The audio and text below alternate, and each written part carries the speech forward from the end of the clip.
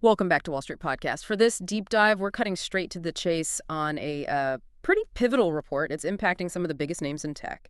We're zeroing in on a fresh analysis from Morgan Stanley, specifically titled OpenAI to Use TPUs, What It Could Mean for GoGL, NVDA, and AMZN.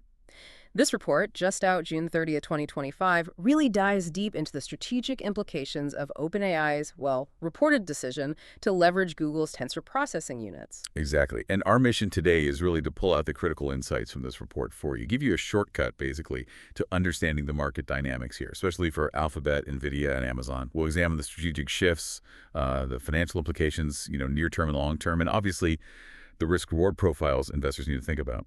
Okay, so with that overview, let's really dig in. The core of this Morgan Stanley analysis, it really hinges on this news. OpenAI is reportedly finalizing a deal. They're looking to use Google Cloud's compute capacity, specifically renting Google's TPUs for its inference workloads. So what's the driving force here? What's the immediate takeaway? Well, what's really fascinating is that OpenAI seems to be tackling two big things at once. They need to meet this surging inference demand, actually using the models, and at the same time manage the costs associated with that. Inference is where the volume is post-training. So they need scale, they need efficiency, and that's where TPUs look attractive. But there's a key detail here. They reportedly won't get access to Google's absolute best, most powerful TPUs. Those seem to be kept back for Google's own models and Gemini. And that detail, that itself is pretty telling. Right, that distinction, training versus inference, is key. So if OpenAI is picking Google TPUs for inference, even like you said, without the top-tier ones, what does this signal about Google, for GoGL stock and its position in this whole AI infrastructure race? Look, this is more than just an endorsement. It's a pretty profound validation of Google's long game with custom silicon. I mean, think about it. Google started building these TPUs way back 2015. They saw this coming.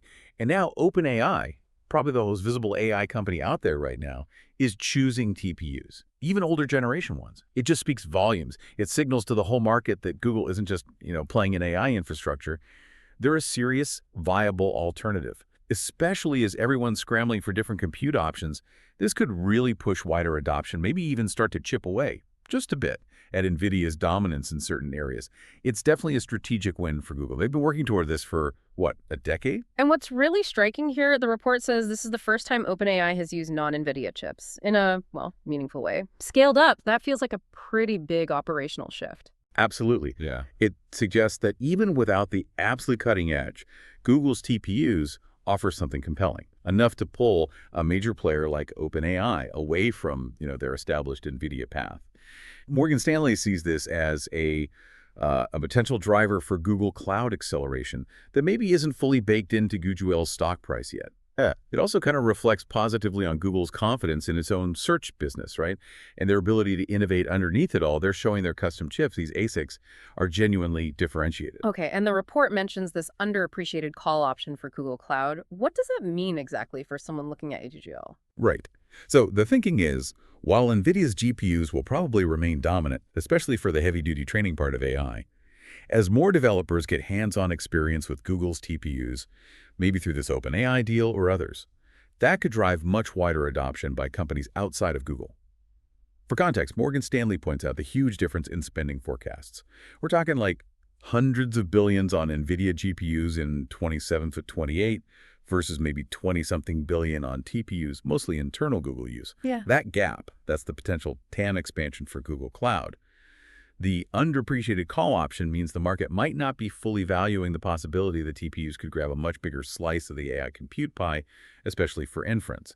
And that could mean significant upside for Google Cloud revenue down the line, maybe more than people expect right now. That makes a lot of sense. Okay, so if Google's TPUs are getting this kind of nod, even older ones, what does that tell us about NVIDIA's capacity right now? Could that be part of why OpenAI looked elsewhere? Yeah, from NVIDIA's side, capacity constraints were almost certainly a factor, a big one, probably. I mean, let's be clear, NVIDIA isn't losing ground because their tech isn't top-notch, it's leading. But they are, by all accounts, sold out, especially for the big rack-scale systems everyone wants for AI, which, actually underlines how dominant they are. But it also means, just out of necessity, big players like OpenAI have to look for alternatives. This sort of inference shortage in the market, it creates an opening for Google, for other ASIC makers. But, and this is important, it doesn't necessarily diminish NVIDIA's long-term strength. especially in training. If anything, it might reinforce their pricing power for a while. The big question is, how fast can NVIDIA scale up? And will these temporary issues let competitors get a real permanent foothold? Interestingly, NVIDIA is actually growing with Google as a customer. Two huge growth predicted there, over $20 billion this year. So they're still winning big in the overall AI boom. We've covered Google, NVIDIA, but what about Amazon? AWS has its own custom silicon Trainium. OpenAI seems to be spreading its workloads. Google Cloud, Azure, Oracle, CoreWeave. But Amazon, notably missing from that list of OpenAI partners in the report. What's the read there? Yeah, that absence does raise eyebrows, and it's Yeah. definitely a negative read across for AWS and specifically for Trainium. Now, the exact reason isn't public knowledge, right? Yeah. But it points to a couple of possibilities. Either Amazon has bigger capacity constraints than maybe people realized, and they just couldn't meet OpenAI's scale, or perhaps more worryingly for them, Trainium just isn't seen as competitive enough yet, especially if OpenAI chose older Google TPUs over Trainium. That specific comparison is quite stark. It puts Amazon in a bit of a tough spot. Their response will be key. Will they accelerate Trainium? Throw more capacity at the problem, offer better deals. Investors are definitely going to be watching AWS growth closely, particularly in the second half of the year, to see how they respond in this AI chip race. Okay, we've explored the strategic angles, the ripple effects, but investors always want to know, what about the money? Let's shift to the financials now, focusing on Alphabet, based on this Morgan Stanley report. They've got an overweight rating, attractive industry view, price target $185 versus a close around $178.53 back on June 27th. How do they get to that $185 number? So they use a discounted cash flow model, a DCF, basically projecting future cash flows and bringing them back to today's value.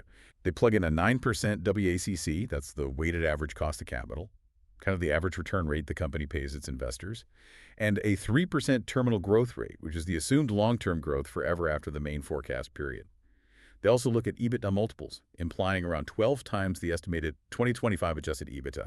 Just for context, other analysts, their targets range pretty widely, $160 up to $250. The average is about $201.80. And a strong majority, 78%, rate DuoGL as overweight. Right, got the methodology. So what are the different ways Morgan Stanley sees this playing out for GOOGL over the next year, the scenarios? Okay, they lay out three main scenarios, and the even sign probability is based on options market data, which is interesting. First, the base case. That's the $185 target with about a 46% probability. This implies roughly 10.9 times their 2026 base case EBITDA estimate. This assumes, reasonable revenue growth, good monetization, and Alphabet keeps focusing on costs. New AI stuff helps confidence, calms competition worries. Pretty much steady execution. Then there's the bull case. Target jumps to $230. Lower probability, 18%. This implies almost 13 times their 2026 bull case EBITDA. This needs things to go really well, better cost control than expected, online ad spending picks up faster, and crucially, new AI products add to revenue and profit without hurting core search. Plus, YouTube and cloud really kick in with higher margins. And finally, the bear case. Downside target of $125. Probability around 13%, implying about 9.6 times the 2026 bear case EBITDA. This is where things go wrong. Global ad growth slows down more, margins get squeezed because search ads slow, and cost discipline doesn't really happen. Plus, maybe those new AI products actually hurt margins because they cost more to run or don't monetize as well? Okay, so balancing those scenarios, what are the main things pushing investment towards GOGL, and what are the biggest risks pouring it down? Well, the key drivers making the case for Alphabet are pretty clear. Continued AI innovation in search and YouTube, keeping the core strong, successfully managing expense growth, showing they're disciplined, and new products actually contributing significantly to the top line. Upside risks could also include things like bigger share buybacks or maybe hiring costs staying lower than expected. On the downside, though, the big risks are Alphabet's heavy exposure to small businesses and travel ads. A recession could really hurt there. There's also a risk that even if they give more detail about Google versus other bets, it might not actually change how much they invest overall, so transparency doesn't automatically mean lower costs in those other areas. It's definitely a complex picture. Right. Okay, let's move to our deeper dive questions now. Really try to connect these pieces for everyone listening. First up, thinking about OpenAI picking Google TPUs, especially those older ones. What does this tell us about the bigger picture for AI hardware? This historic reliance on just NVIDIA. Is this a real shift starting or just a temporary fix? Yeah, I think this OpenAI move is it's really significant in that context. It strongly suggests that while NVIDIA GPUs are still kind of the king, especially for training these huge models, the market is actively looking for and finding viable alternatives, particularly for inference. OpenAI choosing TPUs, even older ones, signals that Google's offering is scalable, cost-effective, and good enough for massive inference workloads. It's probably less about a complete overthrow of NVIDIA in training, more about a maturing ecosystem. You see major players wanting options, wanting diversification for different tasks. It's partly about supply chain security, partly about cost optimization, not just being locked into one vendor. So yeah, I think it points towards a future with multiple viable players in AI compute, at least for inference. It could genuinely expand the market for non-NVIDIA chips. Okay, and building on that, Morgan Stanley's point about Google Cloud Acceleration maybe not being fully priced into GoGL stock, how big a deal could this actually be for Google long term? And what are the key things that will either drive that acceleration or maybe hold it back? The report frames it as a potentially very significant driver. And the reason is Google's long, quiet investment in custom silicon finally getting this very public, very strong validation from a leader like OpenAI.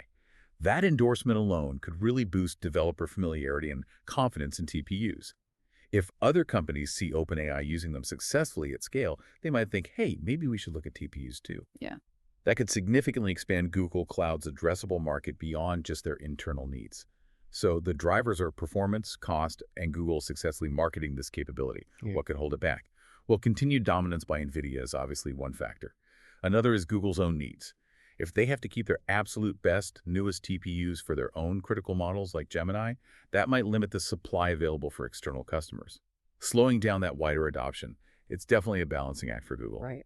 Okay, last one. We talked about AWS being absent from OpenAI's partner list, and OpenAI apparently choosing older TPUs over AWS's Trainium. Strategically, what's the takeaway for Amazon here, and what kind of response might we expect from them? Yeah, that absence is, it's not a great look for AWS or Trainium right now. It's just one of two things.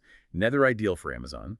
Either they have serious capacity issues we didn't fully appreciate, or, maybe more pointedly, Trainium isn't yet viewed as competitive enough, even against older Google hardware. That second point, the comparison to older TPUs, really stings because it directly questions the competitiveness of their custom silicon strategy today. So the strategic takeaway for Amazon is clear. There's intense investor focus now on AWS growth, especially later this year. Can they fix any capacity problems? Can they make Trainium more compelling? The response likely needs to be aggressive. Maybe faster scaling of Trainium production, maybe better pricing, maybe publishing stronger performance benchmarks. They are definitely in a race to prove their custom silicon strategy in this critical AI compute segment. Wow, what a deep dive. It's amazing how one strategic move by OpenAI choosing Google TPUs sends these major ripples, affecting valuations, competitive dynamics for Alphabet, NVIDIA, and Amazon. Absolutely. It perfectly illustrates this really intricate dance happening right now. Innovation, supply chains, massive demand, all interacting in this fast-moving AI landscape. The whole compute power market is shifting under our feet.